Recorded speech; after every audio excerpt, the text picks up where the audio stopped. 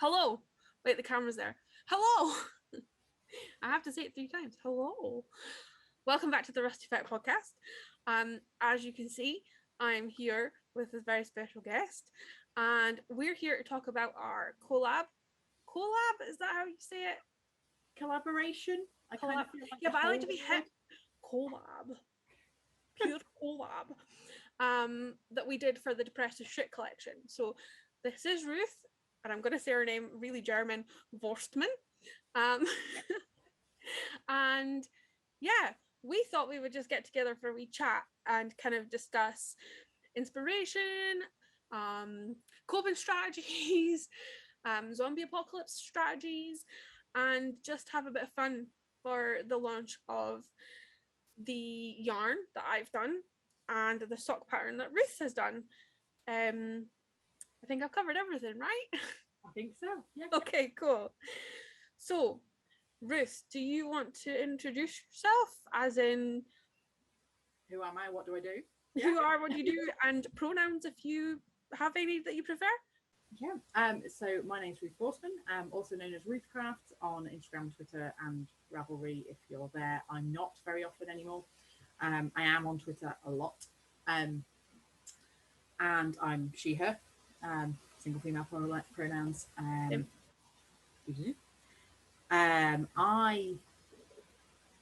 don't know what I do anymore. I am a knitter, a sewer. I used to do a lot of costuming for student theatre, and now I don't do any at all because I'm not a student anymore. And theatre groups are made up of people who do things in their retirement, and I'm not retired. I have a full-time day job doing admin, and so my designing, such as it is, has been very dribs and drabs over the last 5 years. I have had very few patterns released because finding time to do that is tricky. Also, when you have a small person. Yes, and also I have a small person, so I've heard they take time. They do. Out of your life. Yeah, my little boy is 2 and a bit, and is he really? Yeah. Oh my goodness. So he is at nursery at the moment, and you fit things in where you can, and especially through lockdown and through pandemic, that's been a bit more squeezed than it would have been. We had 3 months at the beginning where he was at home. He was 15 months at that point, 13 months to 15 months. So attention. Pulling himself up on things and grabbing things, a lot of grabbing things, and then but thankfully not running around. Whereas now I think it would almost be harder now because he won't sit in the room with me for a day. Okay. He wants to be, mummy downstairs, mummy play trains. Okay. And so while I feel somewhat sorry for myself for how difficult that was last year, at the same time I'm really conscious that so many people had it so much harder. I mean, it's so difficult, isn't it? It's like everybody's had a hard time, apart from all these millionaires that were, in the Maldives and stuff. But I think everybody's had a time. Everybody's had a hard time, and it's hard to be like, because like you're sitting saying, well, I was looking after my small toddler and everything, and I'm sitting like childless, and I'm like, my time was hard. I think everybody is valid, definitely, but I think everybody has a very different experience of it. And I think that's one of the things from the pandemic is that everybody's experience, we've all been going through the same thing, but some people have said we're in different boats in the same storm. I like that analogy. And I like that analogy. I think some people's boats are a completely different shape. I and my husband were both immediately went into working from home. It took 24 hours for technology to catch up so I could actually do any work. But I have friends who were immediately, they're working pharmacies, they work in retail, and they were straight into, right, well, how do I manage working safely and being customer facing and having to manage that risk and that sense of fear. And that's before you get into people who are on furlough or had their very travelly jobs. Mm-hmm. I work in training to spend every day of their working life somewhere else. I'd be sending them to Aberdeen, I'd be sending them to Paynton, I'd be sending them to Manchester and Bury St Edmunds, and they've not been anywhere for 18 months because we're climbing the walls. Yeah. It's a very, very different thing. Yeah. To then suddenly be all of that time with your family in that one household. Yeah, well, I mean, Mark's company, like, immediately, in fact, before everybody was working from home, I think it was a good fortnight before, their company decided, do you know what? No, we're a software company. You can all work from home. So, like, I'd literally finished decorating my office, and Mark was like, I need it. And I was like, well, yeah, that's fair, because he had like company calls and everything that you can't do in like the living room, whereas I'm in the living room. And yeah, it just, like, I obviously enjoy his company, but it was 24/7, and it just, oh man. It's that 1 hour where you get to leave the house to do exercise. And well, we did that together. See, yeah, we didn't. No, well, so Mark has chronic fatigue, so he it's hard.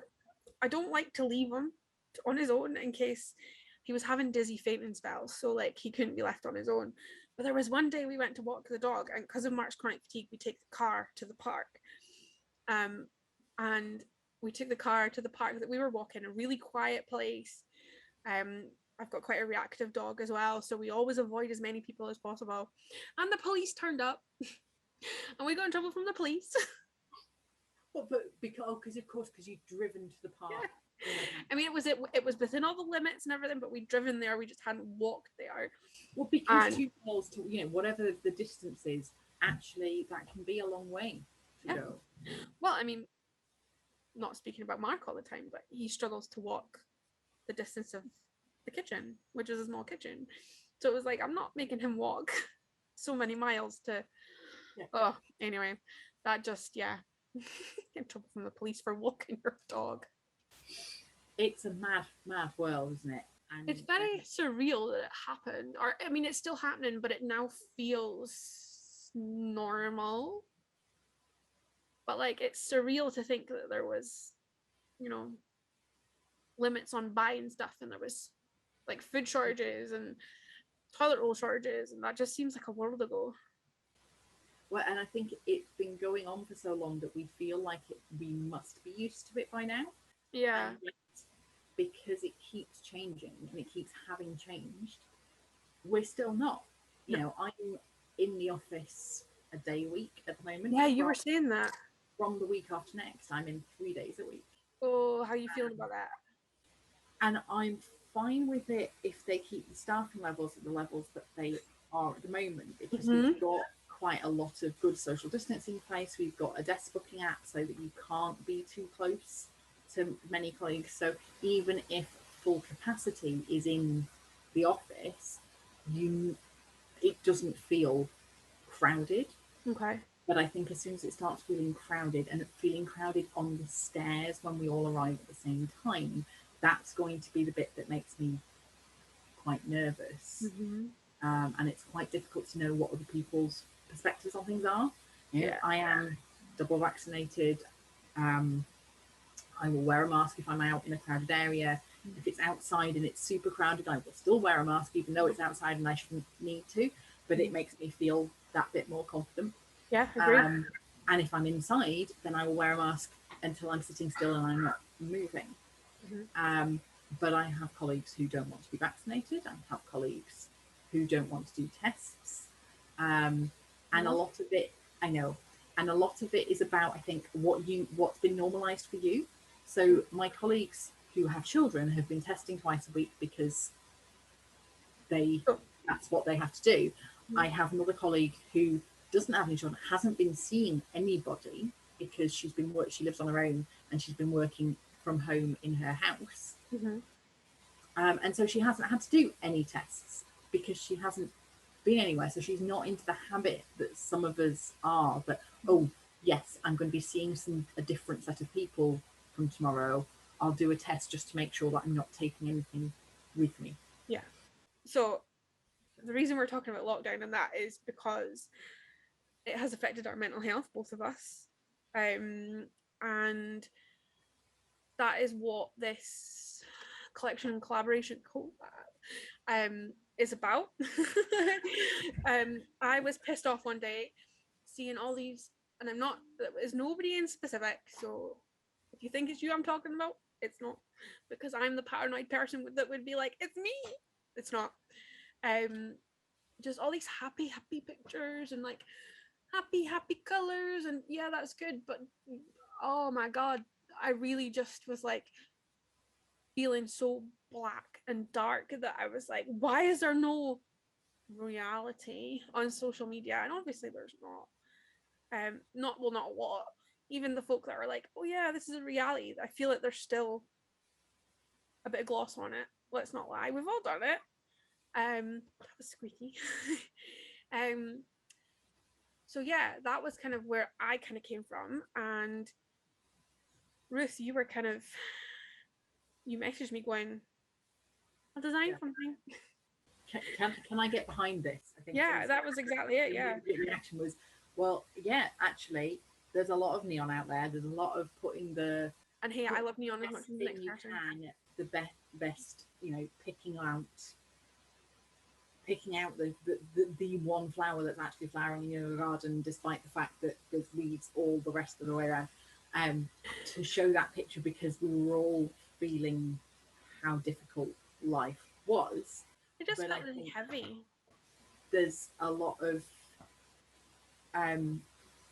harder things, and if it does feel ever like you're the only one that's feeling that, that's where it gets beyond what we need from social media. I mean, everybody needs a bit of a pep, and it's nice to see, you know, whoever it is who's had a lovely coffee that morning or who's baked some great bread. That's brilliant. I'm particularly at the time, I was very much focusing on, can I get through the day? Yeah.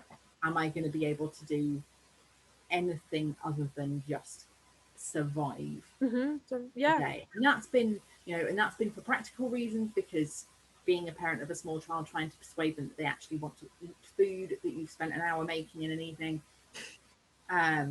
trying to get your full working week in around that, you know, purely in time terms, that was difficult. At other points, you know, we're very lucky. Little man went off to nursery from the 1st of July, and he's been in nursery ever since. They've not had a single break. I was at the table, but I'll nudge everything.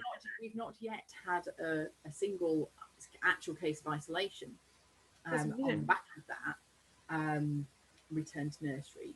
But now he's not here, and in theory everything should be super easy, and I was like, well, it's September, I should be, you know, back to school, back to full of the joys, and that we are still here, and I still don't feel that I have any space to think or to be myself, or to have creativity. And if I look online, everyone seems to be having a better time. Yeah, and that's really difficult, even if they're not.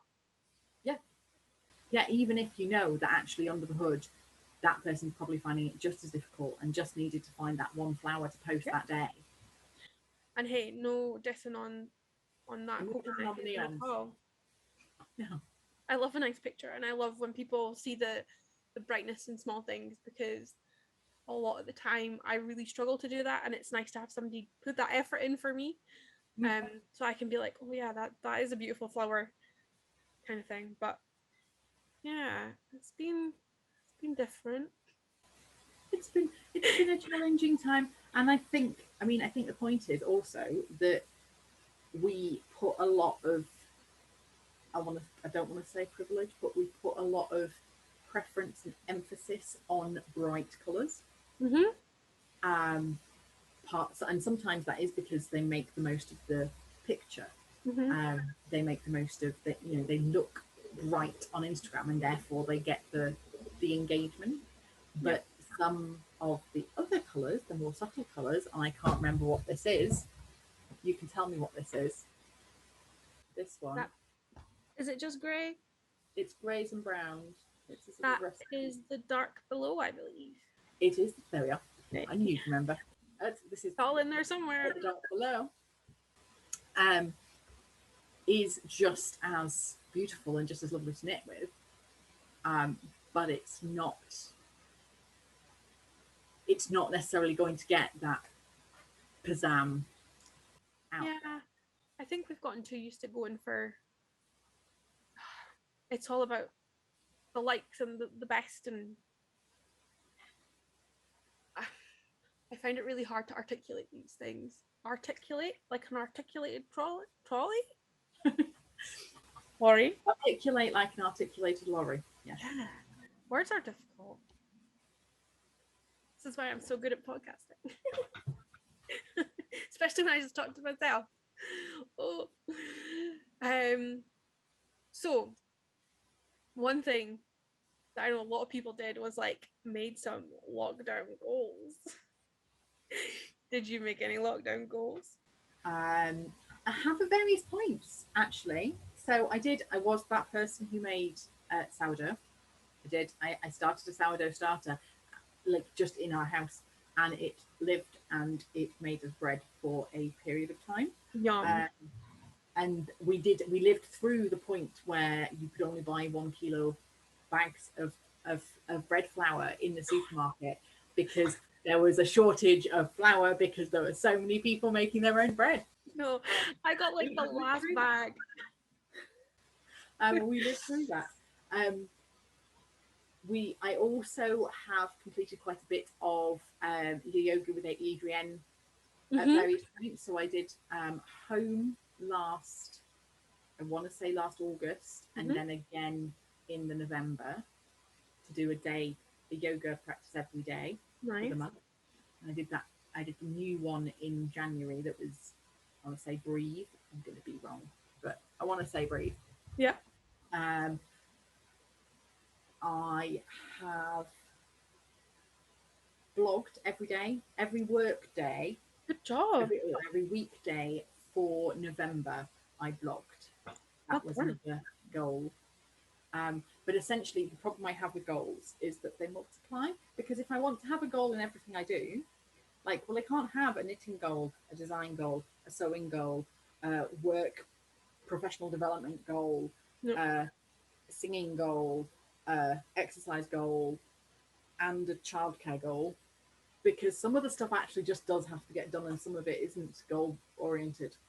And so what I tend to do is I'll do a goal for a bit and then I'll stop it completely.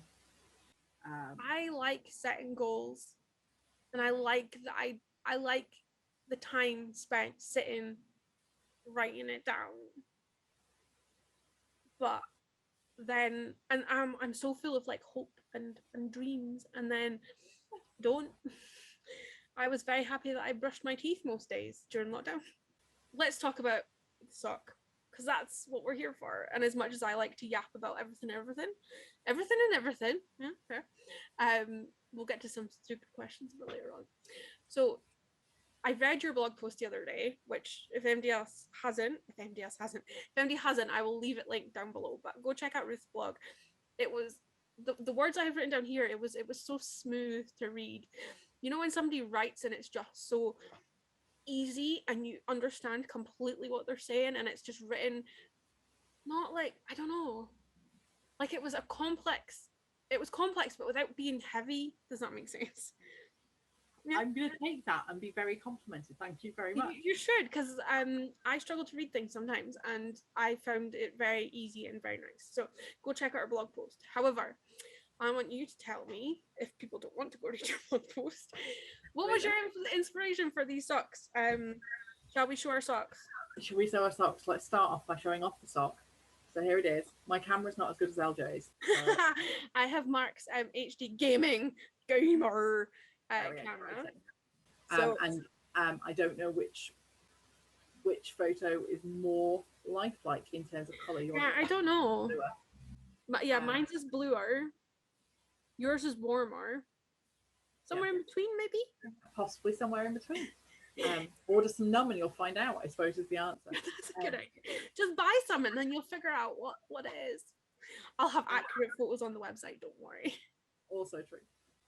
So I Look at those stitches. I'm going to show about the Depressed as Shit collection and feelings that that spring to mind for me when I think about depression. I think about mental health struggles, and particularly when I was feeling what I was feeling through the whole pandemic thing, which is that there was just a wall and I was just hitting it. And every time I thought I'd pick myself up and got over it, or I'd put something in place as a coping strategy, as a mechanism for something that would keep me going and keep me feeling like there was something that I was working towards, I was just going straight back into that wall. There was a point where I was only knitting on like garter stitch, and I'm not a garter stitch person, but I was like, this is all I can cope with. I just can't deal with any complexity at all. And when I was thinking about that, then of course you're thinking, well, hitting the wall, what's the wall look like? Walls look like bricks. And the yarn came from lovely yarn. Oh, I have a skein. You have a skein. It's very pretty. Because I dyed it. No, it's not pretty because I dyed. It is very pretty because you dyed it and because you dye beautiful things. And you, thank you for that Freudian slip, because it is more true than you would ever know, or you will ever acknowledge. Thank you. But what I meant was I have a skein because I dyed it. There you go. And this beautiful num is in, as we've said, beautifully num. That should have been beautifully num. Is in greys and blacks and whites. And I thought, well, actually, yes, let's go with a stone pattern and a stone shape. And also alongside that, there is a practicality in knitting design. You have to think about the experience. For me, it's not just about the thing that you get at the end and whether that looks cool, which I happen to think it quite does. Yeah. But it's also about, one, can I knit this? Can I knit this when my brain is in a complete mess? And can I enjoy the feeling of knitting it? Because I am a process knitter. I'm not that much of a product knitter. Same. I'd quite happily knit and give everything away. How simple can I make it? How can I make it simple enough to be knit when your brain is bleh, and yet interesting enough that it will keep that brain ticking over? And so it is a quite short repeat. It's about a 10 row repeat. Yeah. And it just keeps going. And every second row is a knit row. Every second row is a knit row. Yeah. There aren't that very many different rows at all. But it does get you a texture and a rhythm for knitting it that I found quite pleasing. No, I did too. It kept. So. Yeah. As you said, the stockinette is not for me. And when I was working on mine, I was like, this is great. Sorry, I'm just interrupting you. That's all right. No, I was going to say, so it's fundamentally, it's an overall stitch pattern with a detail that goes along one side of the sock. So I like to have details on the outside of my feet. So I would call this the right foot. Can you see the ladder? And I have a left foot. Goes there, and you have a left foot. I've got it on my juice. And that is of course what the instructions also say, because I consider this to be the right foot and I consider that to be the left foot. Yeah. And if you want to knit two socks the same, that's fine. There are no differences. I certainly am not going to be coming around and policing your knitting. Also, if you're having a really shit time and counting to 10 is too hard, and some of your blocks of stitches or your bricks are different sizes, I think some of mine are. Who cares? Like, that is fine. You will not find a wall with 100% identical bricks unless I like this metaphor. it's fundamentally manufactured. And this has not been manufactured other than by the fact that manufactured comes from and made by hand, and therefore everything's manufactured has been in some way made by hand. However, my brain just exploded there. Etymological side notes apart, like, it's fine if anyone is close enough to your feet to tell you that those are wrong. then they deserve the kick in the nose that they should get. They should be paying you money if they're that close to your feet. Well, there is also that. Hitting the wall is rubbish. Mm-hmm. It's a difficult place to be. Yeah. Did you or do you have any kind of coping mechanisms or things that you like to do when you're kind of in that? I mean, I know it's difficult because you're working full time and you've got a little one and that, but when you get a tiny bit of time to like yes, self-care, because that's another thing that pisses me off. It's like, do some self-care, do a face mask, and I'm like, I'm cured of my depression because the fuck off. Sorry. Seriously, like, I'm not doing yoga. No, it's not gonna cure it. Give me some drugs, like medicated drugs. Give me my bed. I'll sleep for 20 hours. That's not gonna cure it either, but at least I'm sleeping. Yep, and you may be feeling slightly less tired and then more capable. Forever tired. And I think for me, I hate it because I hate that it's true, but getting out and moving is massive. So getting out for that long walk or getting out to try your hours exercise. Or the couch to 5K. Like at the points where I was trying it, I felt better, especially when I got the earphones. I have to get the earphones working because if I hear myself breathing, I sound like I'm about to die. And then I just kind of go, no, you can't possibly do this. It's too hard. But once I got the right headphones and I was doing my jog with a podcast. Yes, nice. It was good to get my out of my headspace. I was out of the physical space I was in, and I was building good boundaries for my workplace because I was taking my full lunchtime because it took me my full lunchtime to do the run and then the shower. That only works if I'm doing. Did you also shower at lunchtime? Yeah, I would do it. Okay, I would do it in my lunchtime. So I would finish at whatever 1, go off, speed change, go off on the run, be back, shower, 2 o'clock. Yeah. So here we go. I would sloth about in my pajamas till lunchtime, then have a shower. There was no exercise. There were days where, there's quite a lot of days where pajama bottoms are still on for the morning because why wouldn't they be? I start work at 8. I work 8 till 4 because of childcare, so that's fair. Figured into consideration. But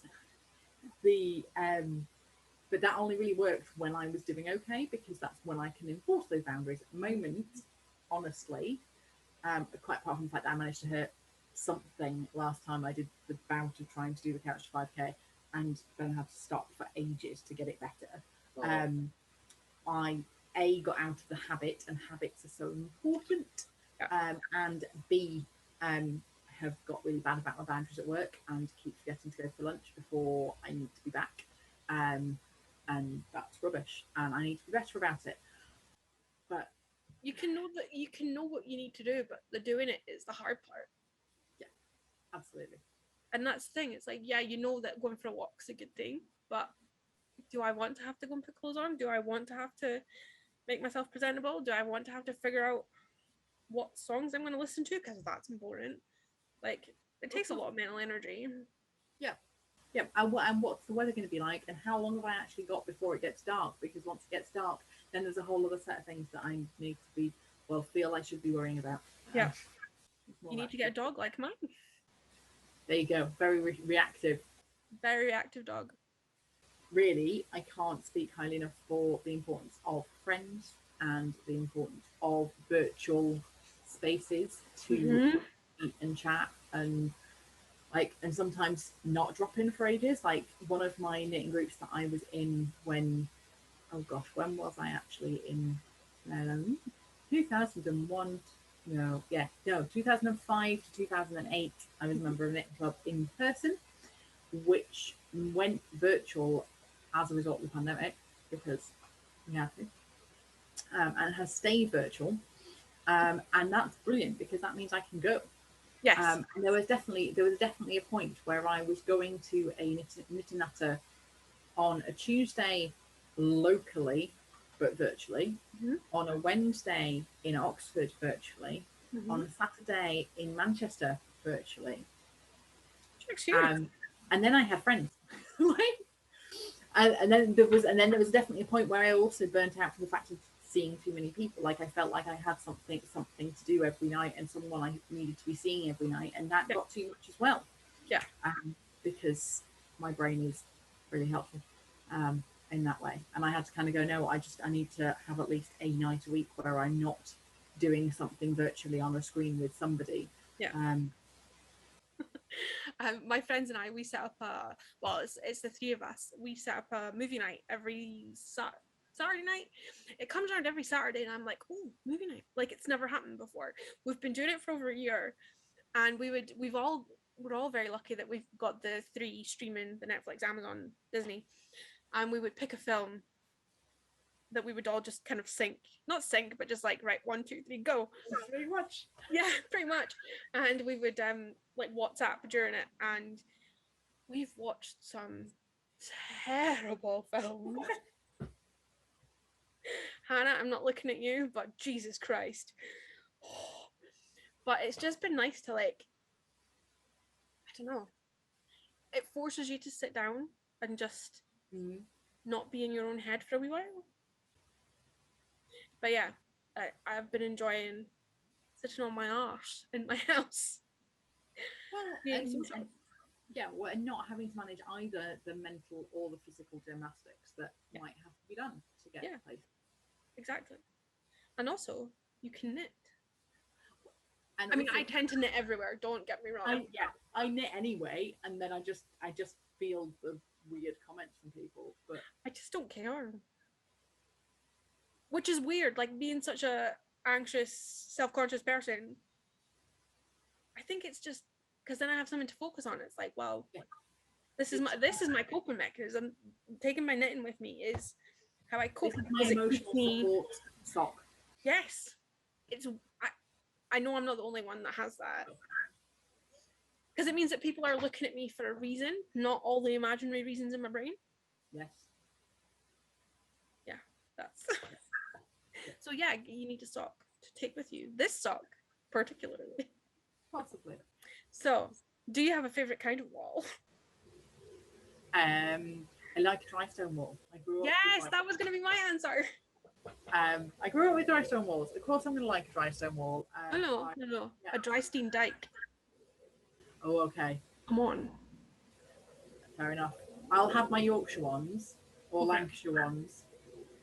Apologies to people on both sides. I grew up in one. I was born in the other. Yeah. And you can have your Chuchter. Yeah. So, well, this isn't a silly question, but what is your favorite kind of sock knitting needles? Do you DPN or do you circular? I do DPN. Controversial.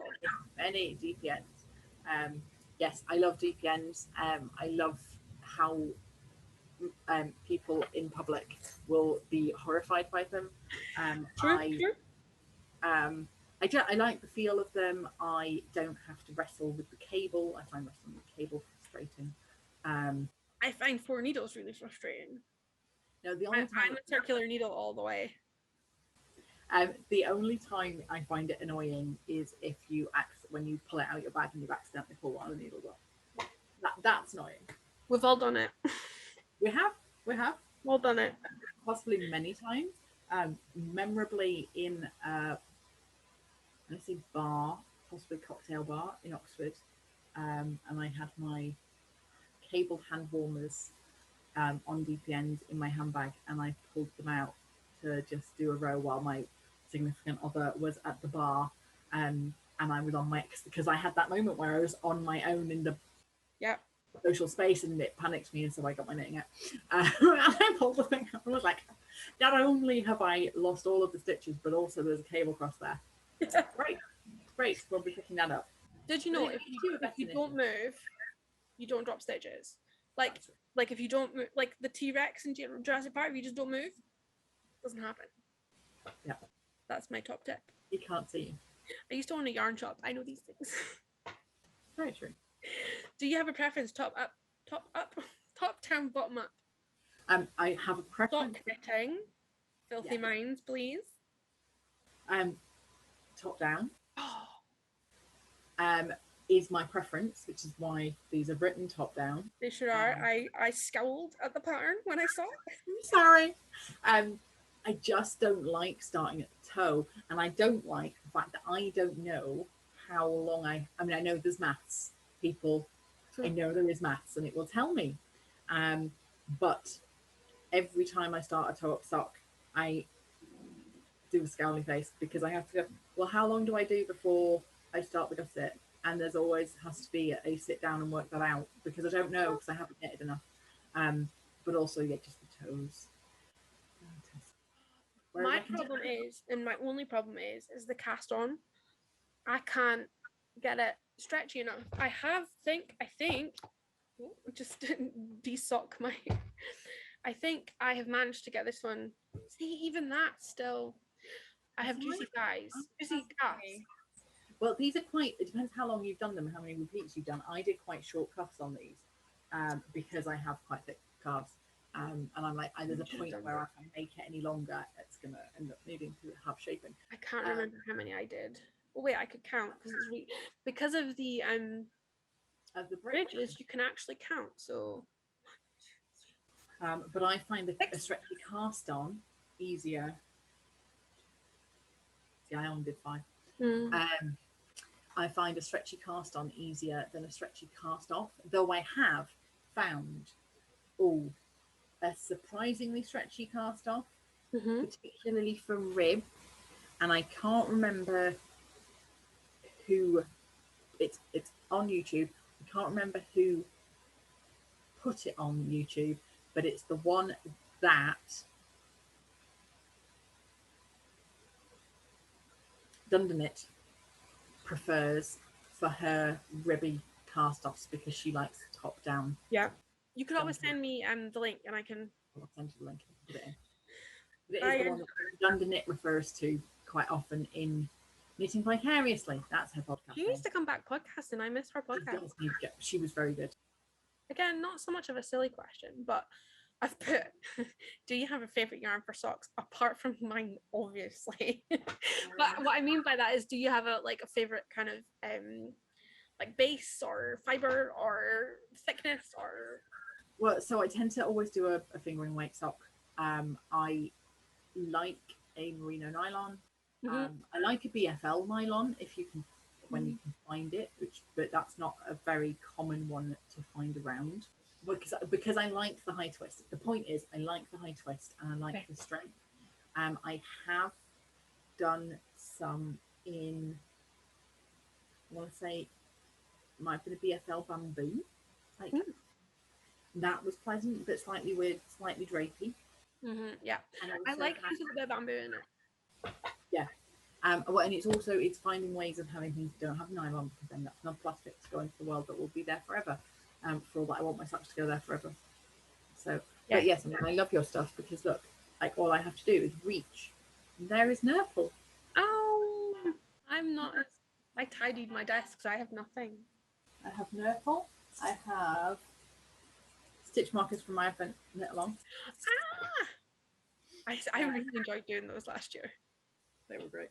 I did them in the height of my worst. I have. Is this you sent me this? I say earlier a few days ago. I have sent you this at various points over the last forever. I've been knitting it. No, I love it. That is Idiot Proof. Yeah. And that is Space Muffins. That was a genius name. So yeah. Why did it get called Space Muffin? Well, I don't have to go very far. Like Rusty Ferret is good. But there are loads. There were too many. Yeah. If I started naming dyers that I like, I would A, be here forever, and B, always have forgotten somebody really crucial. No, there are so many good dyers out there. I do enjoy a self-striping for a sock. I quite like a self-striping. I do have a self-striping by Owl About Yarn on my needles. That I've been on my needles for a really long time. I knit as loose as a wizard sleeve, and these are 2.25 knitting needles here. I do have 2 I refuse to go less than 2. So the revelation of double knit socks has been massive for me. That's what I have learned in lockdown. My lockdown takeaway is double knitted socks for the win. This good. They would be too hot for me. Is the problem. Oh, see, I don't wear socks. It's colder. It just is. It's not cold. You should see the weather outside. It's beautiful. I'm not saying it is right now. We're the sunniest city in Scotland. There is sun, and it can still be quite cold. And I'm not saying that as is a bad thing. I quite like going to Scotland because it means I can wear my jumpers. You know, I've been knitting 4-ply jumpers for the last 3 years because I went to Edinburgh in the March, I can wear my Tin Can Knits double knit jumper, and did, and was fine. And then I got on the train back to England and was sweating like a pig because I get too hot. See, and this is where, like, it would be about 10 degrees outside and I'd be dressed like this. That would be too hot for me. When we were in Japan, it was my honeymoon, okay? On the way back from New Zealand. I know, it was amazing. Very, very lucky. It was January. It was, like early January. And I was wandering about in crop trousers and a t-shirt. Mark was dressed pretty similarly. And all the Japanese people had their big coats on and everything. And they were like, "Are you not cold?" I was like, "No, I'm Scottish." And as soon as I said I'm Scottish, they were like, "Well, the thing is, it's true." I was like, "Don't feel sorry for me. It's like -5 degrees back home and really wet. This is beautiful." Yeah. But yeah. Well, and it's the wetness. The wetness is part of it for me. Is that the wetness is the killer. If my feet are wet and then cold, then there's nothing. There's no way around that. Okay. So ridiculous questions. I've still got some quite sensible ones. Oh, okay, fine. Sorry. Okay, no, let's move on. Socks and sandals. What do you think? I wouldn't do it personally, but I'm not going to judge you. I know somebody called Madeline, and she wears her Berkeys, with her hand knit socks. She's the coolest person I know. Well, they will have a great showcase because you'll have space to show them off. The thing about shoes is that they cover up your socks, and then you can't show off the very exciting thing you're wearing. I, however, live in my sandals from about May to about October, and like you, I get too sweaty. So I wouldn't be putting, if it's cold enough to have socks on, it's cold enough to have shoes on.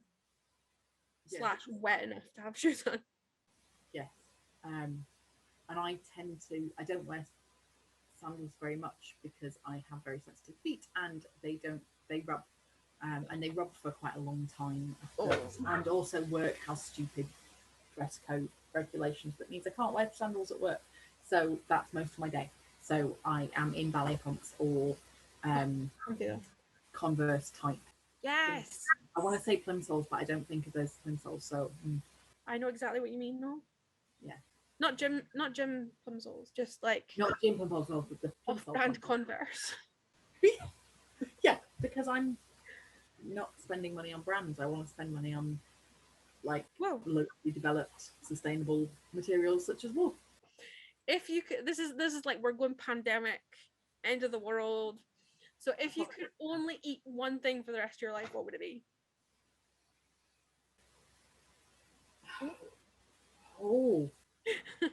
Well, to be honest, practically, it would probably be bread or pasta. That's what I do, is pasta and pesto. Yeah. Ever. That's so sensible. But if it was what do I want to eat forever? Just travel the world, something cheese, I can get behind. I was going to say Chinese food, but why you take Chinese? Well, and by Chinese food I meant kung po chicken from my local Chinese is just Well, in which case I will, yeah, we'll have to at some point let me come to your local and find Oh, some. you're always welcome. Um, After the pandemic's finished. well, so once all of this, I love the way that everybody now is sending emails saying gestures broadly. Like Yeah. that's now a thing that you put in emails that says, I've been struggling just because of this. Do you have a zombie apocalypse plan? My problem is that though I am quite interested, I'm not actually massively skilled. So I grow some food. Yeah. We have courgettes because I planted them and they are alive and they feed us. We have bits of veg, we have bits of fruit. I can knit. I have enough stash that I can knit for a period of time and keep us relatively closed. I have the problem is, do we have power and do we have internet?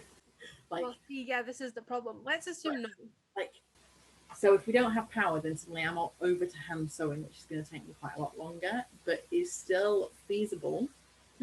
I would possibly need a quarantine 3-week plan to know it was coming, to see it coming from wherever it starts from, the zombie apocalypse. So that I like how you're like, I want notice of the zombie apocalypse. Well, because I need to know that I can go to my local print shop and have my patterns printed. Of course. So that then I can deal with the stuff, because otherwise I only have them in e-form. Yeah, that's fair. I need notice to be able to plan for these things. I am not currently living a life that is a hippie living on the land. I would be quite happy. I would say hippie with no particular connotations. Just that would be the way to do it that would potentially work in my life. I having spent far too much time working in the cinema, my plan has always been get to the cinema that I used to work in, get up into projection, and the stairs up into projection were bolted on. You could unbolt them, so you've got a hell of a drop. And there was access to the roof so that you could order zombies. I hadn't really thought about food or anything. That was where I was going to go. Yes, so I suppose mine is more my post-apocalyptic life plan, as opposed to me surviving the actual zombie apocalypse where the zombies on my street. At which point I think it would probably be load everybody in the car, drive up to my parents, which is a heck of a drive. It's a 4-hour drive. But if we survive getting out of Worcestershire, you're on motorways, and we'd be on motorways and therefore not being caught by the zombies. They give me the fear. And once we're there, we are quite remote. We are near some sheep and rabbits. So that's, food and clothing. And land. And land. And they've got a bit, they've got a bit more land than we have here. So. I'm protecting my neck for the bites. Right. That's... Okay. 5 material things that you would take to an underground bunker if it was the end of the world. Your pets and your family are already there, so they're not. They're safe. They're there. My Kindle. Yes, I'm going to say that we do have power because there's solar. Well, there's at least battery power for a period of time. I can turn the Wi-Fi off and it can last for a long time on that. But that's got enough books on it that will last me till I die. Either, until the end of the world actually affects me. But, and that stops me having to have my favorite book, which I don't have one of, and it would be. There's always going to be my knitting somewhere. So whatever I am knitting that's biggest. I think what that would be right now. Probably the biggest thing that I've not finished is I've got the Ernest pullover cardigan jacket by Cohi Locatelli on the needles for years. Well, I started it before he was born. He's now 2 and a bit.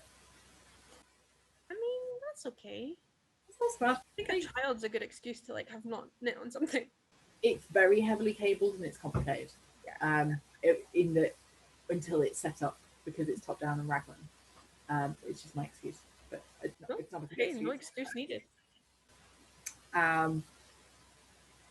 If I've got my book and my knitting, I know. Maybe I should have said 3 things. then maybe it is like it'll be toys for the boy, honestly, because he will need occupying. This is true. And then probably snacks. Oh, snacks. There would be a definite need for material. Like I have some recipes that I really want to try for cheese scones and what she calls a marrowette cake, but is a courgette cake. All right. It's a courgette is already a small marrow. But it's a different route. So, so if those have been made, like if this happens, If you got advance notice, if this happens Friday, that's probably going to be the snacks that are there, and that I will therefore take with me into the bunker. you just need advance notice of everything. But I just need like 48 hours. This is a courtesy. Basically, that's what I need. Okay, last question. Okay. Because we have put the worlds to right. Who would win in a fight? Giant shark with a laser, or T-Rex with Wolverine claws? Are we in water or are we on land? Ah, that's the question. Because that is the question. Lots of ways. I think a shark with a laser. Shark with a laser's got the distance attack, hasn't it? But and a T-Rex would have to get really, really close because of the short arms. But once they're short arms, but I still think possibly the shark has it because they've got the teeth. Yeah, my vote's for the shark. Taking this too seriously, I just do. No, but this really matters. It's giant shark with a laser. I think the giant shark with the laser will do it. Lasers. Unless it can't breathe. Well, yeah, see, that's the problem. Like, if it's on land, then the T-Rex is going to be alive longer. But the shark could be in a tank. Yeah. Like in a movable tank, like on the back of a lorry. There was a film. I can't remember what the film was. There was a shark in the back of one of the crap films that we watched. There was a shark in the back of a lorry. So, I mean, yeah. And T-Rexes can't swim with those tiny arms. But I think there could be quite a lot of buoyancy issues for the T-Rex. Yeah. So, shall we round up with some details of the collab so that feel like we'll know what's happening? So, our collab. The brain's still on pause again. I wrote this bit down so I didn't get anything wrong. So, we are going to launch my yarn, Numb, and Ruth's pattern, Hitting the Wall. I keep calling it Hitting a Wall. Hitting the Wall pattern together as a bundle on the 1st of September 2021. And I've said 7 p.m. BST because I like that time. It means I'm around to monitor the computer if anything goes wrong. So how it's going to work is the sales are all going to go through Rusty Ferret website, so www.rustyferretyarn.co.uk. This will all be down below, and you will buy the yarn. I will post said yarn to you, and we'll also email you a code for Ruth's PayHip, which you can then download, and it will be stored on your PayHip. We thought that was the best way to keep track because we just did. That's what we decided. So it's on the PayHip store. So you will get a code to download that without for free. You'll have paid for it via me, and I'll launder the money to Ruth. That's how it's gonna work. And the important part is, and I think this is a good deal for both the pattern and the yarn, it's going to be 20 of your Great British pounds, not including postage for the yarn. So yeah, that's going to be on the 1st of September, and I really hope that you enjoy it. And I'm so good at promoting my own stuff. But the sock pattern is great. I need to finish my other one. I got to the heel and then decided I didn't want to knit the heel. So decided to then knit a full sock. Yeah. logical. The hiccups again. Do you have anything you want to say? No, I don't think so. I think No? no. The blog is at ruthcraft.blogspot.co.uk, I think, or it might be .com now. It is very sporadically updated, so like, don't kill me if you. There's a bit of content on there though. There is a bit of content on there. There's stuff. There's stuff been on there since 2008. So if you want to go back through all of the things that I made, then absolutely eat your heart out. I am likely to do something either for November or for December again, where I blog a bit more. But otherwise, I am mostly on Twitter and Instagram. Instagram gets periods of quiet because I don't have good photos, or because the lights started to be rubbish and I can't get any decent photos in daylight. Instagram hits my face.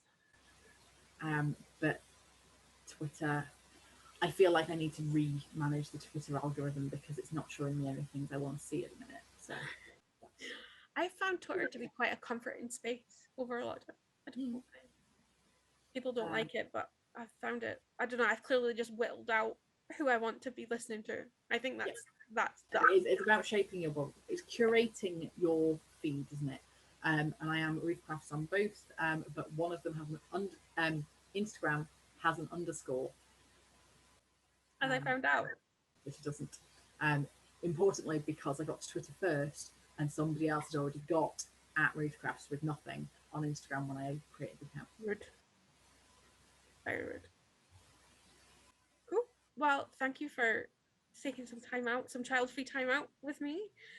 And I'm hyped / very nervous for the 1st of September. The yarn is drying literally behind that door. And yeah, I'm just. And the pattern is ready to go. It is ready. You have been on the ball. So yeah, cool. Let's I'm gonna end it just as awkwardly as I started. Thank you all for watching, and so I will see you next week. And I hope you're all staying safe. And bye. I'm leaving. I'll make my arm jiggle. Like.